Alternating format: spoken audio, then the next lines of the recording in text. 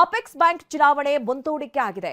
ಚುನಾವಣೆ ನಡೆಸೋದಕ್ಕೆ ಕೋರಂ ಇರಲಿಲ್ಲ. ಇದು ರಾಜೇಂದ್ರ ರಾಜಣ್ಣ, ಎಂಎಲ್ಸಿ ರಾಜೇಂದ್ರ ರಾಜಣ್ಣ ಅವರು ಕೊಟ್ಟಂತ ಮಾಹಿತಿ.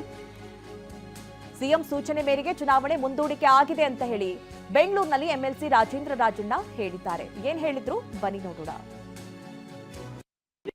ನಮ್ಮದೇ ಸರ್ಕಾರ ಇದೆ, ಸರ್ಕಾರ ಇದ್ರೂ ಕಾಣದ ಕೈಗಳು ಭಾಳ ಅಷ್ಟು ನಡೆದಿದೆ ಇಲ್ಲಿ, ಆಯ್ತೇನಪ್ಪ. ಸೊ ಅದೇನೇನು ನಡೆದ್ರು ಈಗ ಚುನಾವಣೆ ಮುಂದಾಗಿದೆ.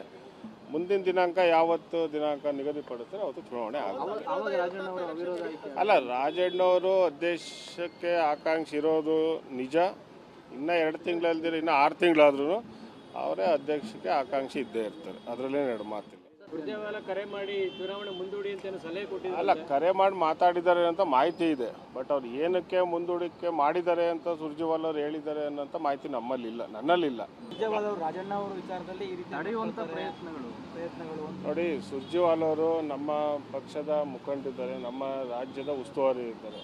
ಸೊ ಅದರಿಂದ ಅವರು ಈ ಕೋಆಪರೇಷನ್ ವಿಚಾರ ಅಂತ ಬಂದಾಗ ಸ್ವಲ್ಪ ಅವ್ರಿಗಿನ್ನ ಮಾಹಿತಿ ಕಡಿಮೆ ಅಂತ ಅನ್ಕೊಂತೀವಿ ಸುರ್ಜೇವಾಲಾ ಅವ್ರಿಗೆ.